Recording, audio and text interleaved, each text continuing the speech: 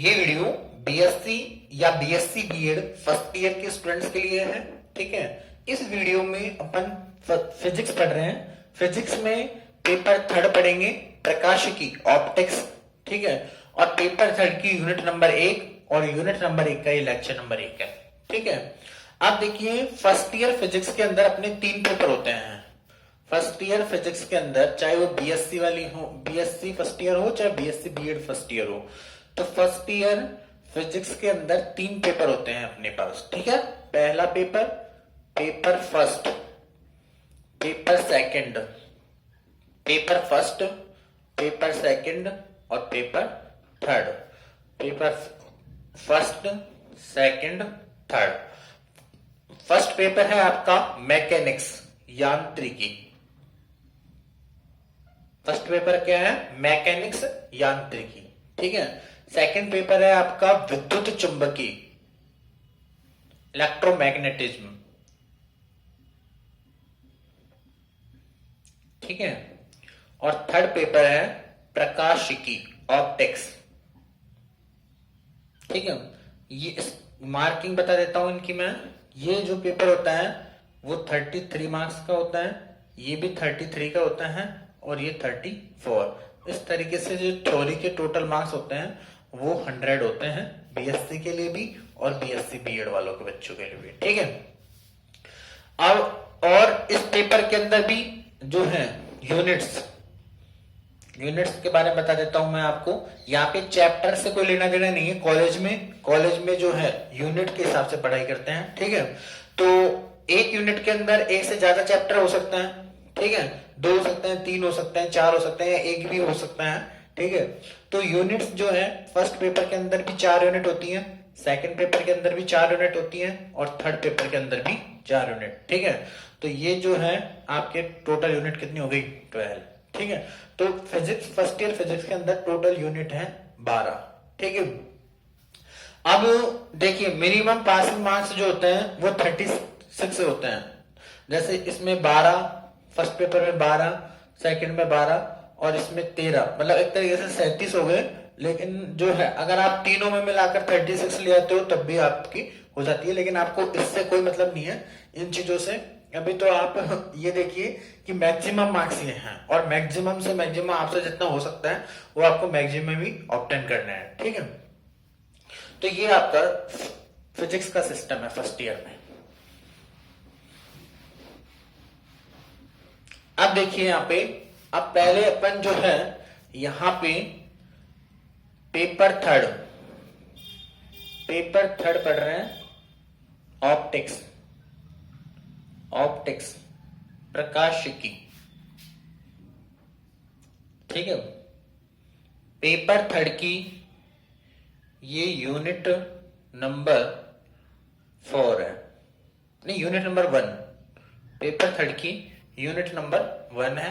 ठीक है, unit number 1 के अंदर एक ही चैप्टर है, एक से ज्यादा हो सकता है लेकिन यहां पर एक ही चैप्टर है।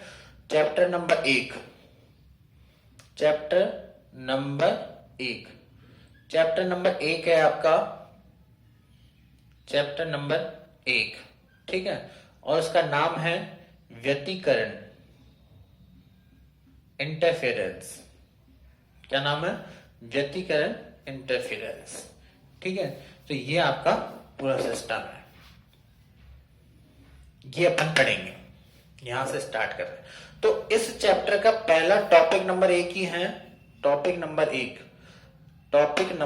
1 अध्यारोपण का सिद्धांत, प्रिंसिपल ऑफ सुपरपोजिशन। अध्यारोपण का सिद्धांत, प्रिंसिपल ऑफ सुपरपोजिशन। ठीक है, एक चीज ध्यान रखें, जिस चीज को मैं जहां पर लिख रहा हूं बिल्कुल आपको वैसे के वैसे वहीं पर लिखना है। ठीक है, कॉपी बचाने करने का कुछ ऐसा सिस्टम नहीं, बिल्कुल जिस लाइन को जहां पर लिखूंगा वहीं आपको लिखनी है। ठीक है, तो अध्यारोपण का सिद्धांत, अध्यारोपण जो शब्द है, प्रिंसिपल ऑफ सुपरपोजिशन। अध्यारोपण का मतलब होता है जुड़ना। अध्यारोपण का मतलब क्या होता है? जुड़ना। ठीक है, जैसे अपन दो संख्याओं को जोड़ने, दो या दो से अधिक संख्याओं को जोड़ने के लिए इस तरीके से प्लस ऑपरेटर काम में लेते हैं, समेशन भी काम में लेते हैं, ठीक है। ये अलग अलग सिचुएशन के हिसाब से जो है ऑपरेटर काम में ले जाते हैं। इसी तरीके से यहाँ पर जो अध्यारोपण वर्ड काम में ले जाता है। अध्यारोपण का मतलब कि तरंगों का जुड़ना, दो या दो से अधिक तरंगों का जुड़ना, ठीक है। तो तरंगों के जुड़ने के लिए अध्यारोपण शब्द काम में लिया जाता है, ठीक है। तो अध्यारोपण का मतलब है दो या दो से अधिक तरंगों का जुड़ना, ठीक है। तो अब एक चीज ये है जरूर है कि यहां पर जो तरंगे जुड़ती हैं वो हर एक तरंगी आपस में नहीं जुड़ सकती हैं, ठीक है। केवल समान प्रकार की तरंगे ही जुड़ सकती हैं। समान प्रकार की मतलब जैसे आपके पास एक तरंग मान लीजिए कि ये है, एक तरंग आपकी ये है और एक तरंग आपकी मान लीजिए ये है, तो ये दोनों तरंगे आपस में जुड़ नहीं सकती हैं, ठीक है। तो जुड़ कब सकती हैं? इनमें क्या डिफरेंस है? इनकी जो तरंग दैर्घ्य है वो अलग अलग है। तरंग दैर्घ्य क्या होती है? जैसे ये कोई तरंग है, ठीक है, तो यहां से यहां तक की दूरी भी तरंग दैर्घ्य लैम्बडा होती है, यहां से यहां तक की दूरी भी, ठीक है, और यहां से यहां तक की जो दूरी होती है वो भी तरंग दैर्घ्य लैम्बडा ही होती है। ये वाली दूरी भी तरंग दैर्घ्य लैम्बडा ही होती है। और चाहे आप यहां से यहां तक की जो दूरी भी क्या होगी तो ये भी तरंग दैर्घ्य लैम्बडा ही होती है। ये तीनों समान ही है, ठीक है। तो तरंग दैर्घ्य इनकी क्या है? अलग अलग है। तो समान प्रकार की तरंगों का मतलब है कि समान तरंग दैर्घ्य वाली तरंगे, केवल समान तरंग दैर्घ्य वाली तरंगे ही आपस में जुड़ सकती हैं, ठीक है। अब एक चीज और है कि आवर्ती न्यू इक्वल टू क्या होता है? सी अपॉन लैम्बडा, ठीक है। और सी क्या है? कांस्टेंट है। तो जो न्यू है वो किस पर डिपेंड कर रही है? लैम्बडा पर डिपेंड कर रही है। तो दो तरंगों की तरंग दैर्घ्य समान है तो उनकी आवर्तियां भी क्या होंगी? समान होंगी, क्योंकि सी जो है वो तो क्या है? कांस्टेंट। तो लैम्बडा अगर समान है दो तरंगों के लिए तो न्यू का मान भी क्या रहेगा? दोनों तरंगों के लिए समान रहेगा। तो समान प्रकार की तरंगों का मतलब क्या हो गया? समान आवर्ती की तरंगे या समान तरंग दैर्घ्य वाली तरंगे। तो समान आवर्ती या समान तरंग दैर्घ्य वाली तरंगे ही आपस में अध्यारोपित हो सकती हैं, जुड़ सकती हैं, ठीक है। तो इस शब्द को अपन लिख देंगे कि जब समान प्रकार की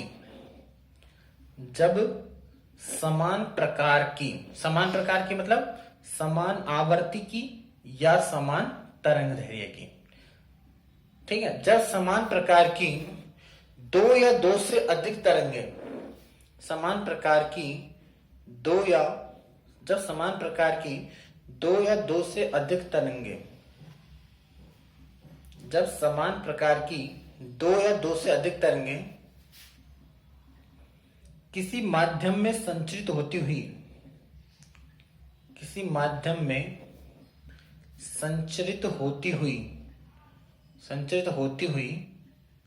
माध्यम के किसी बिंदु पर मिलती हैं, संचरित होती हुई माध्यम के किसी बिंदु पर मिलती हैं, माध्यम के किसी बिंदु पर मिलती हैं, तो उस बिंदु पर एक नई तरंग का निर्माण होता है। तो उस बिंदु पर एक नई तरंग का निर्माण होता है, ठीक है, नई तरंग का निर्माण होता है, ठीक है, जिसका परिणामी विस्थापन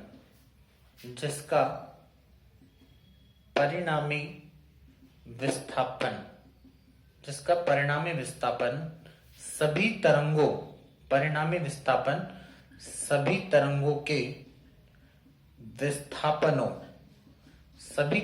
के विस्थापनों के सदिश योग के बराबर होता है। सभी तरंगों के विस्थापनों के सदिश योग के बराबर होता है। इसे अध्यारोपण का सिद्धांत कहते हैं। इसे अध्यारोपण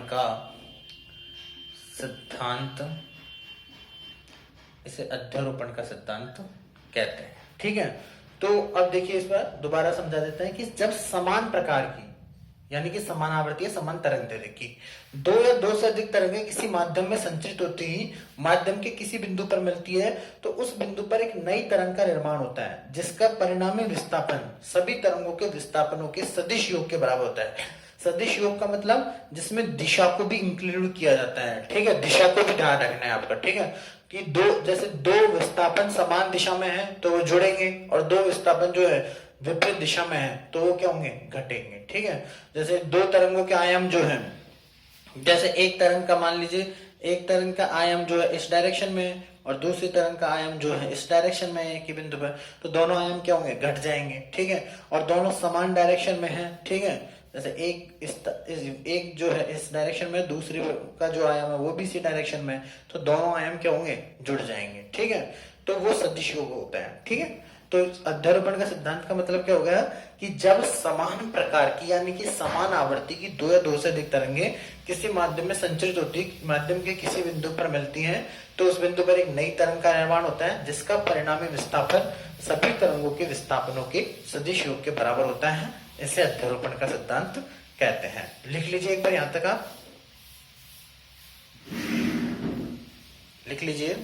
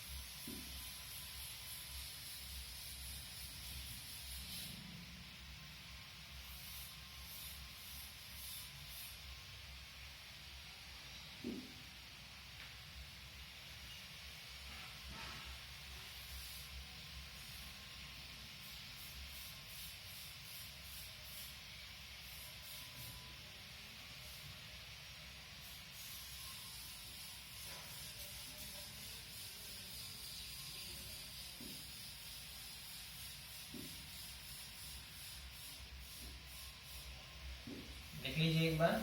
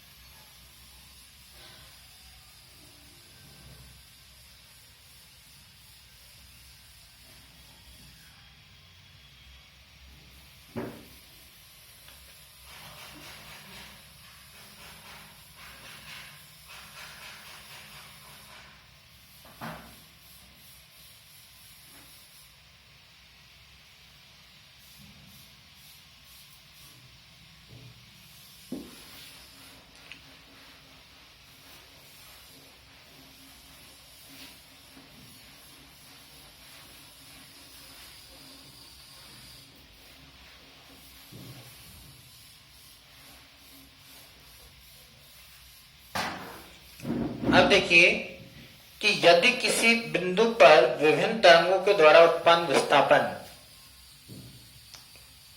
यदि किसी बिंदु पर विभिन्न तरंगों के, यदि किसी बिंदु पर विभिन्न तरंगों के द्वारा उत्पन्न विस्थापन क्रमशः E1 E2 dot dot dot है तो उस बिंदु पर बनने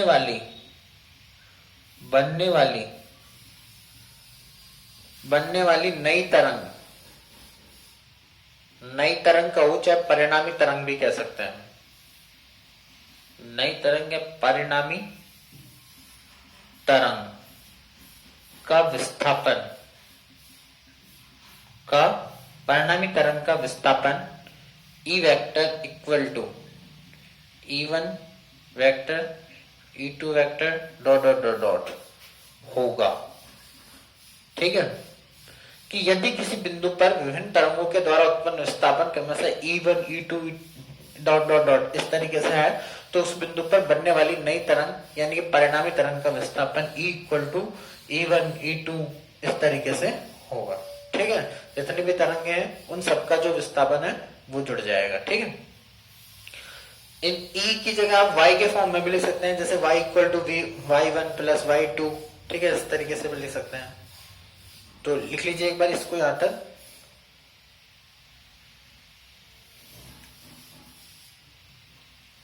यहां तक लिख लीजिए।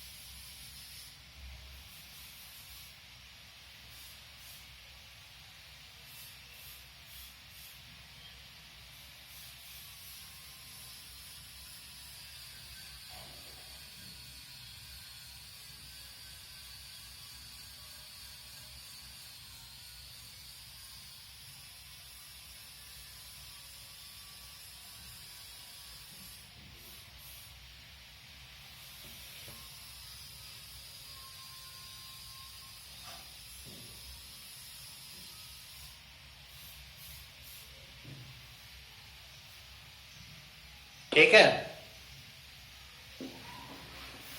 अब इसमें दो स्थितियां हैं। क्या क्या स्थितियां हैं देखते हैं अपन। केस फर्स्ट और केस सेकंड। केस फर्स्ट और केस सेकंड। तो केस फर्स्ट देखिए कि यदि एक तरंग का स्रंग इसके समान आवर्ती की दूसरी तरंग के स्रंग से एक ही बिंदु पर मिलता है, तो बनने वाली नई तरंग के विस्थापन का परिमाण अलग अलग तरंगों के विस्थापनों के योग के बराबर होता है। क्या लिखोगे आप? यदि एक तरंग का श्रृंग, यदि एक तरंग का श्रृंग इसके समान आवर्ती की ही,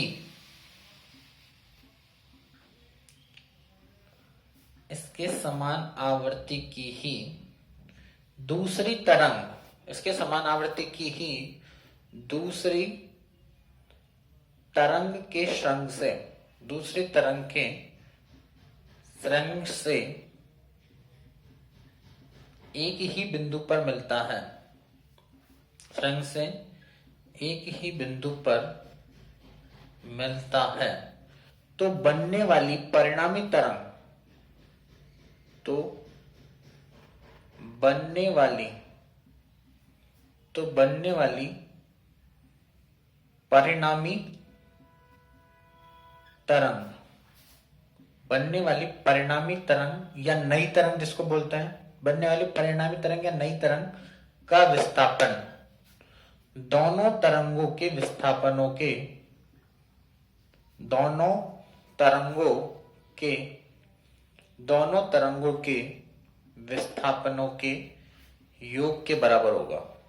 योग के, दोनों तरंगों के विस्थापनों के योग के बराबर होगा। क्या कह रहा है ये कि यदि एक तरंग का श्रृंग इसके समान आवर्ती की दूसरी तरंग के श्रृंग से एक ही बिंदु पर मिलता है, तो बनने वाली परिणामी तरंग का विस्थापन दोनों तरंगों के विस्थापनों के योग के बराबर होगा। दोनों तरंगों के विस्थापनों के योग के बराबर। देखो इसको इस तरीके से समझ सकते हैं, जैसे आपके पास एक तरंग ये है, देखिए आपके पास एक तरंग ये है, ठीक है, ये एक तरंग है, क्लियर। एक तरंग आपके पास ये है,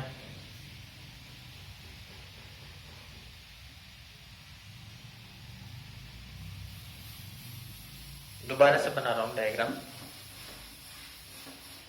देखिए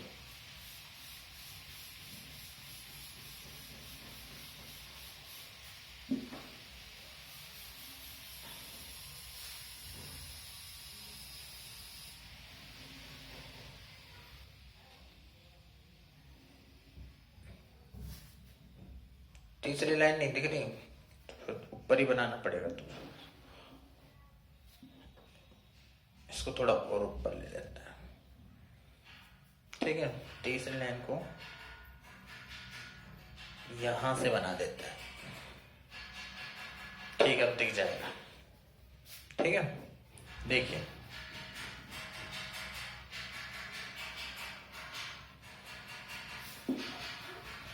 देखो, जैसे आपके पास तरंग, पहली तरंग ये है और दूसरी तरंग ये है, कैसा है?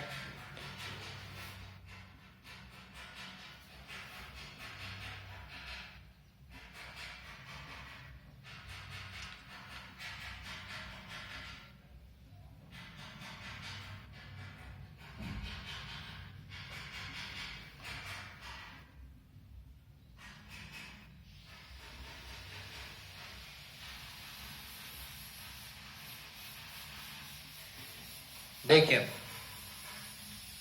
जैसे आपके पास है एक तरंग, ये हो गई, लाइन थोड़ी दूर बन गई है, हाँ यहां तक ठीक।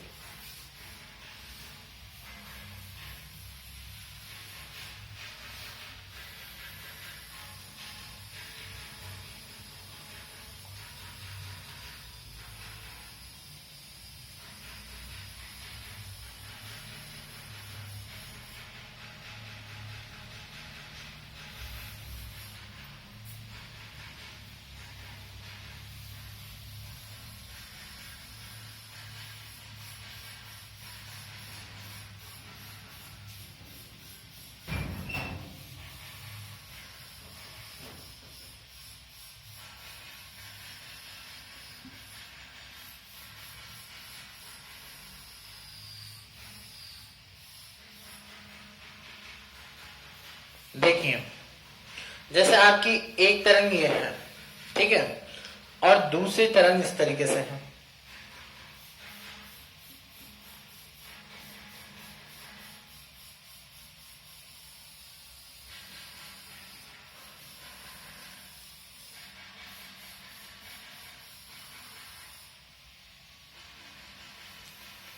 देखिए, ये दो तरंग है आपके पास, इसमें आप देख रहे हो कि दोनों का श्रृंग श्रृंग दोनों एक ही बिंदु पर मिल रहे हैं, एक ही बिंदु पर मिल रहे हैं दोनों के श्रृंग श्रृंग, और दोनों के गर्त गर्त भी एक ही बिंदु पर मिल रहे हैं, ठीक है।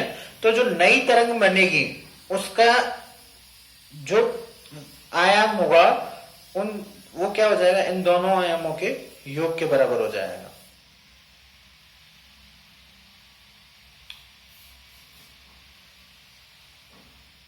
ये आयाम बढ़ गया, देखिए,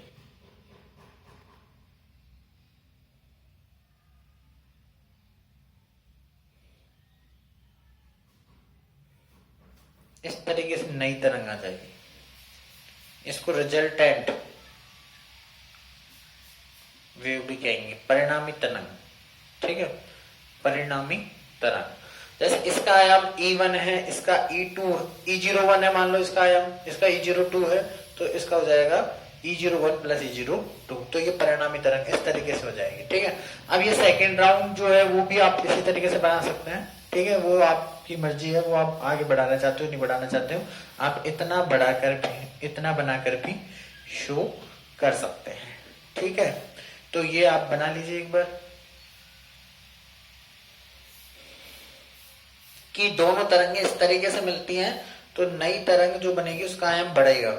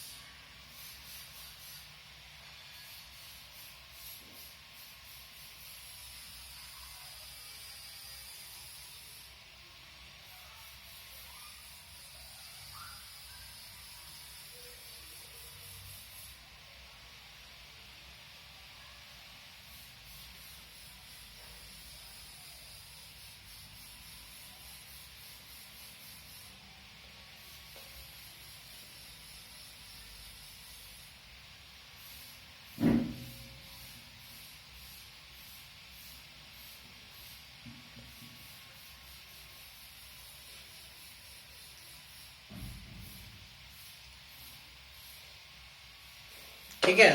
अब केस सेकंड में आप क्या करोगे, केस सेकंड आपको वापस से लिखना है, आपको इसी में परिवर्तन नहीं करना है कि यदि एक तरंग का स्रंग इसके समान आवृत्ति की ही दूसरी तरंग के गर्त से एक ही बिंदु पर मिलता है तो बनने वाली परिणामी तरंग का विस्थापन दोनों तरंगों के विस्थापनों के अंतर के बराबर होगा। ठीक है, ये तो केस दूसरा हो जाएगा। ठीक है, जैसे एक तरंग आपकी ये है और दूसरी तरंग मान लीजिए आपकी ये है।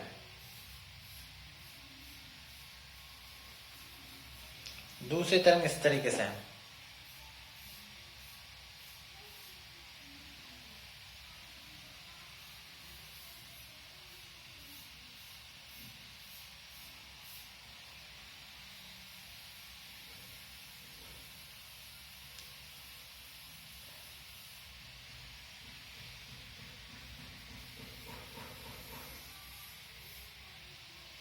ठीक है, तो एक इस तरीके से दूसरे इस तरीके से, तो परिणामी तरंग जो आएगा उसका आयाम कम हो जाएगा।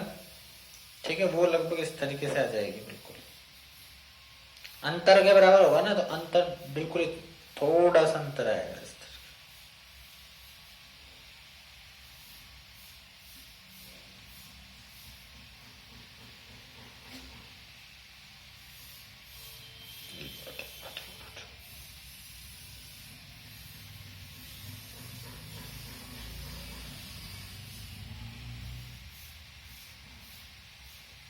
देखिए अब की बार जो परिणामी तरंग है उसका आयाम बिल्कुल कम हो गया है। देखिए परिणामी तरंग का आयाम जो है बिल्कुल कम हो गया है। ये परिणामी तरंग इस तरीके से आ जाएगी परिणामी तरंग, क्योंकि इन दोनों आयामों का डिफरेंस आएगा अब की बार, तो ये परिणामी तरंग हो जाएगी।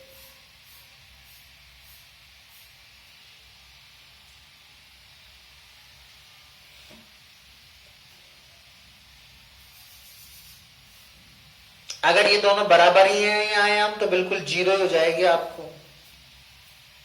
अगर ये दोनों बराबर है मान लीजिए, ठीक है, तो बिल्कुल जीरो ही मिल जाएगा, इतना भी नहीं मिलेगा। ठीक है, फिर एक सीधी लाइन मिलेगी केवल, उसमें मतलब कोई आयाम वगैरह नहीं होगा। तो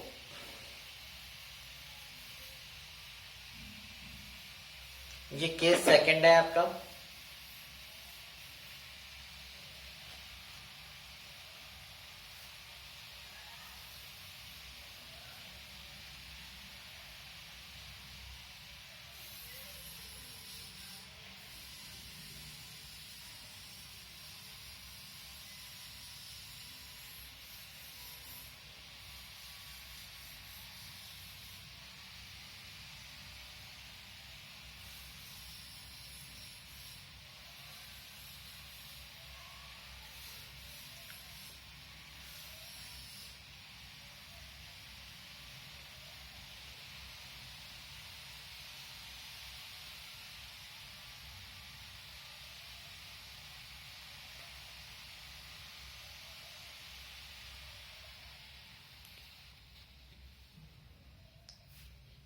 लिख लीजिए केस सेकंड।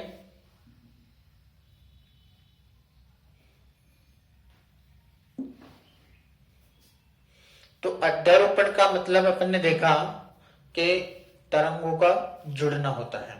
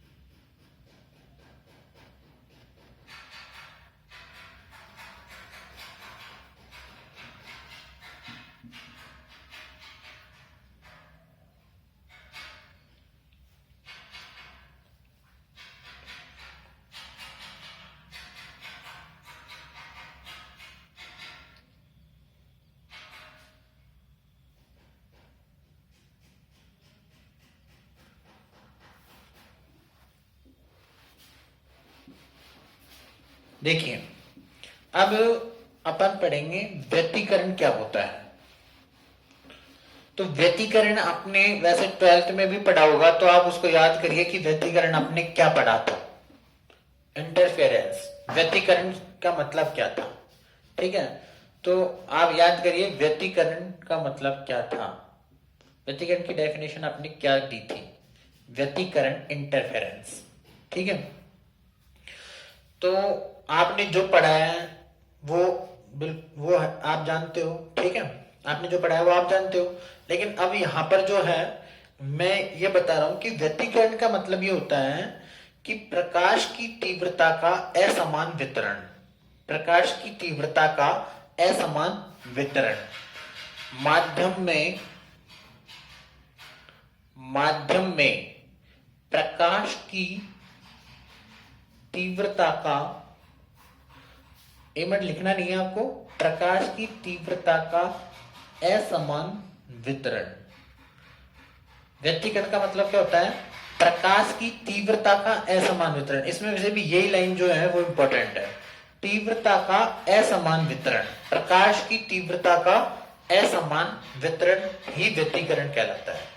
माध्यम में प्रकाश की तीव्रता का असमान वितरण ही व्यतिकरण कहलाता है, ठीक है। अब ये असमान वितरण क्यों होता है, आपने वो थोड़ी जो है बड़ी डेफिनेशन पढ़ रहा है, क्योंकि वो क्यों होता है, वो क्यों आ रही है, वो भी अपन देखेंगे कि तीव्रता का असमान वितरण क्यों होता है, ठीक है। तो अभी अपन ने पढ़ा है अध्यारोपण का सिद्धांत, अभी जस्ट इससे में अभी अपन ने इसी टॉपिक में पढ़ा है अध्यारोपण का सिद्धांत। तो अध्यारोपण के सिद्धांत में अपन ने देखा था कि जब दो समान प्रकार की तरंगे अध्यारोपित होती है तो नई तरंग बनती है जिसका विस्थापन दोनों तरंगों के विस्थापनों के सदिश योग के बराबर होता है, ठीक है। तो जैसे अभी अपन मैंने दो केस लेकर आपको बताया भी था कि जैसे एक दोनों तरंगों के श्रंग एक ही समय पर मिल रहे हैं, तो जो नई तरंग बनेगी उसका आयाम दोनों तरंगों के आयामों के सदिश योग के बराबर होगा, ठीक है। और दोनों तरंग, एक का श्रंग और दूसरे का गर्त एक समय पर मिल रहे हैं, तो जो नई तरंग बनेगी उसका जो आयाम होगा उन दोनों आयामों के अंतर के बराबर होगा। अब सुनिए एक चीज है कि प्रकाश की तीव्रता का मतलब होता है, तीव्रता जो है वो समानुपाती होती है, किसी प्रकाश तरंग की तीव्रता जो है उसके आयाम के स्क्वायर के समानुपाती होती है, आयाम के स्क्वायर के समानुपाती होती है, ठीक है। अब आयाम के स्क्वायर के समानुपाती तीव्रता को आई से डिनोट कर दे तो आप के ए स्क्वायर कह सकते हैं, आयाम को यदि ए से डिनोट करे कि यहाँ पे समानुपातिक नियतांक है, तो तीव्रता का मतलब होता है I इक्वल टू के ए स्क्वायर, ठीक है। अब देखिए यहां पर यदि a का जो मान है, यदि a का मान ज्यादा है तो तीव्रता ज्यादा होगी, ठीक है। और a का मान यदि कम है तो तीव्रता कम हो जाएगी, ठीक है। तो a के मान में परिवर्तन के कारण तीव्रता में परिवर्तन होता है। अब अपन ने देखा कि अध्यारोपण के कारण क्या होता है, अध्यारोपण के कारण जैसे परिणामी तरंग का जो आयाम होता है वो दो तरीके से हो जाता है। जैसे एक तरंग का आयाम मान लीजिए अपन ने E01 है, दूसरे का आयाम जो है E02 है, ठीक है, चाहे A1 A2 मान लो सिंपल वे में। जैसे एक तरंग का आयाम A1 है, दूसरे तरंग का आयाम A2 है, ठीक है। तो या तो तरंग अध्यारोपण के कारण, जैसे मान लीजिए कि दो तरंग है आपके पास, ठीक है, दो तरंग में से एक का आयाम A1 है, दूसरे का आयाम A2 है, जब वो अध्यारोपित होंगी तो या तो परिणामी तरंग का आयाम इस तरीके से होगा, ठीक है, या परिणामी तरंग का आयाम ये होगा A1 माइनस A2, या परिणामी तरंग का आयाम क्या होगा A1 माइनस A2, ठीक है। तो इन दोनों स्थिति में देखो कि इसमें आयाम बढ़ रहा है, ठीक है, और इसमें आयाम घट रहा है, और जो तीव्रता होती है वो क्या होती है के ए स्क्वायर, ठीक है। तो यहां पर आयाम बढ़ेगा तो तीव्रता बढ़ जाएगी, और इस स्थिति में आयाम बिल्कुल कम हो जाएगा तो तीव्रता भी बिल्कुल कम हो जाएगी। एक चीज और है कि यदि A1 is approximately equal to A2 है,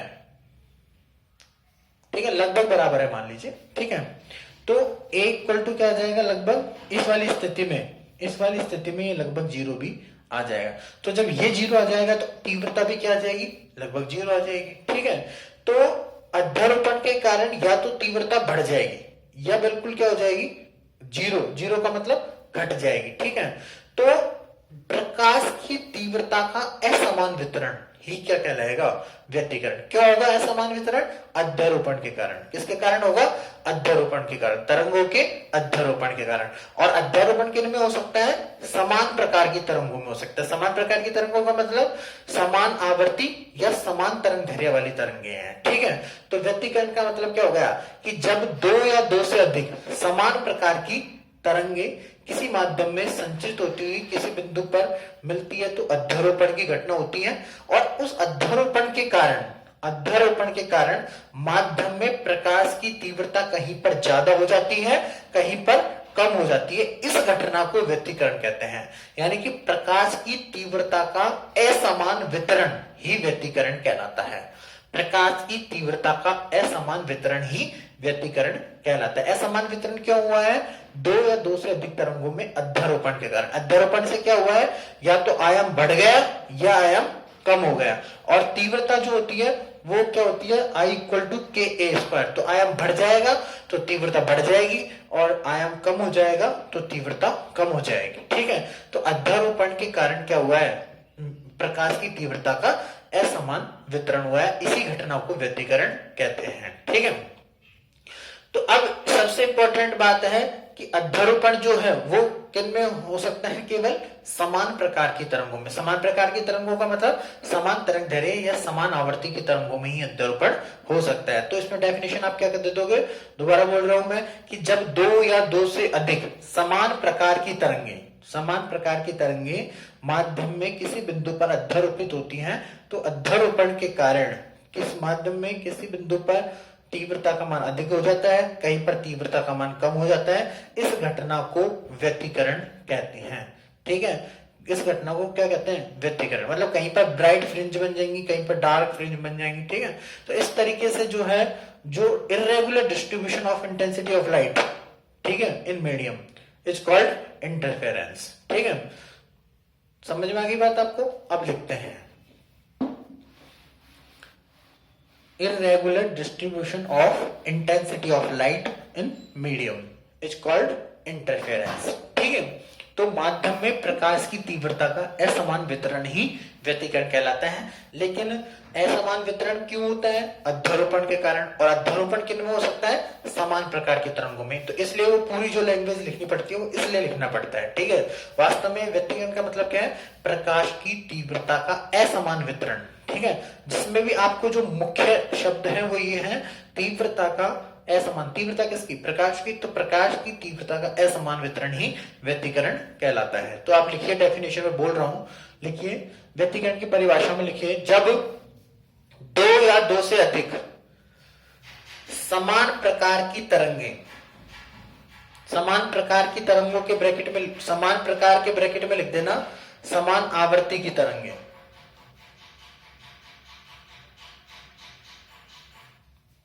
जिनके आयाम भी लगभग समान हो, जिनके आयाम भी लगभग समान हो, किसी माध्यम में संचरित होती हुई, किसी माध्यम में संचरित होती हुई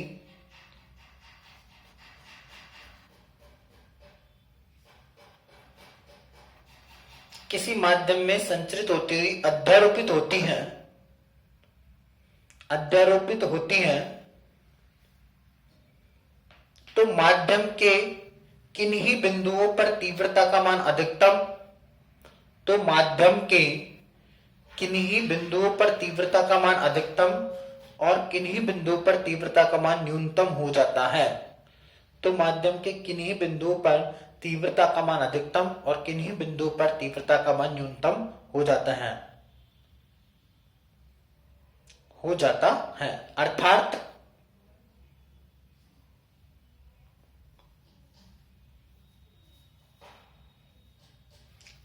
अर्थात करके दूसरी लाइन में लिखोगे फिर, तरंगों के अध्यारोपण के कारण प्रकाश की तीव्रता का माध्यम में असमान वितरण होता है।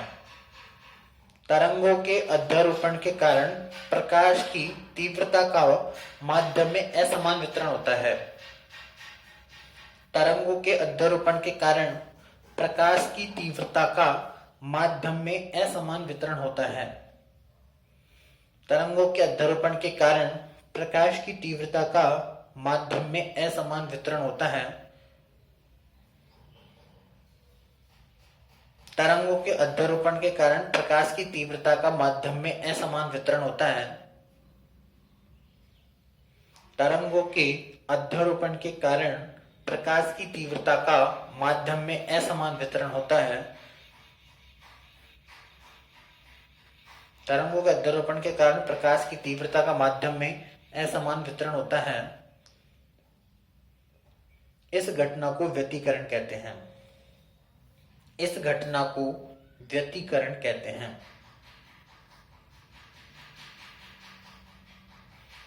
इस घटना को व्यतिकरण कहते हैं।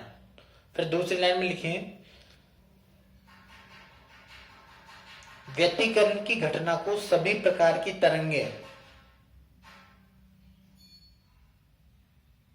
में सभी प्रकार की तरंगों जैसे व्यतिकरण की घटना को सभी प्रकार की तरंगों जैसे प्रकाश तरंगे, रेडियो तरंगे,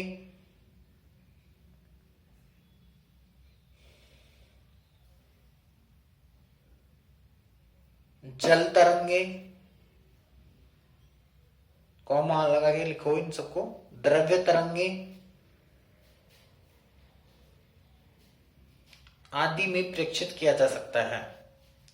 आदि में प्रेक्षित किया जा सकता है। आदि में प्रेक्षित किया जा सकता है।